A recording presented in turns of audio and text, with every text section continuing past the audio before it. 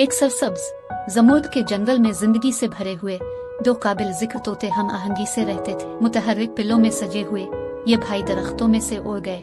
उनकी सुरीली चहचहाहट हुआ को खुशी से भर रही थी। एक दिन एक शिकारी ने उनकी खूबसूरती से मुतासिर होकर एक चालाक जाल से उन्हें पकड़ लिया और ये इरादा किया कि वो हमसाया मुल्क के बादशाह को बतौर तोहफा पेश करे। महल में पहुंचाया गया।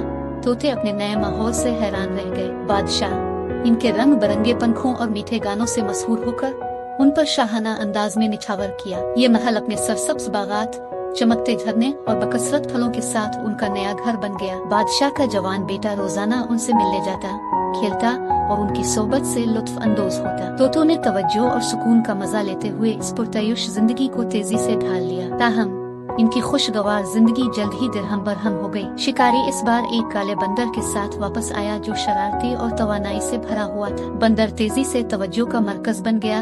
उसकी चंचल हरकत ने महल में मौजूद हर एक को अपनी तरफ खींच लिया। छोटा तोता जो सितारा होने का आदी था, बादशाह के बेटे और दरबारियों के बंदर के गिर्द घूमते हुए से छाया हुआ और नजरअंदाज होने लगा। छोटा तोता मायूस हो गया।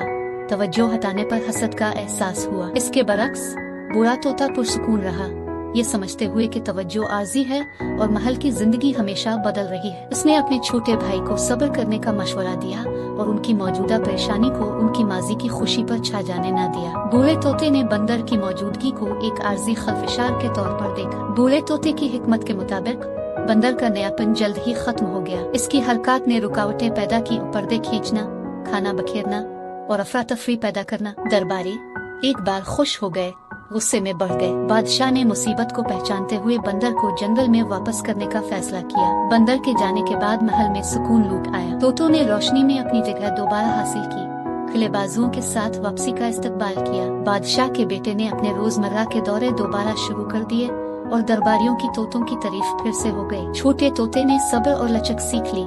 अपनी बहाल शुदा तवज्जो को इसकी अदम इस्तेहकाम की नई समझ के साथ गिले लगा लिया। तोतों ने अपने नए खानदान की मोहब्बत और तारीफ से मालामाल होकर महल में अपनी जिंदगी जारी रखी। वो ज्यादा समझदार और शुक्रगुजार बनकर उभरे। उनके दिन हम आहंगी से भरे और उनके गीत महल में गूंजे।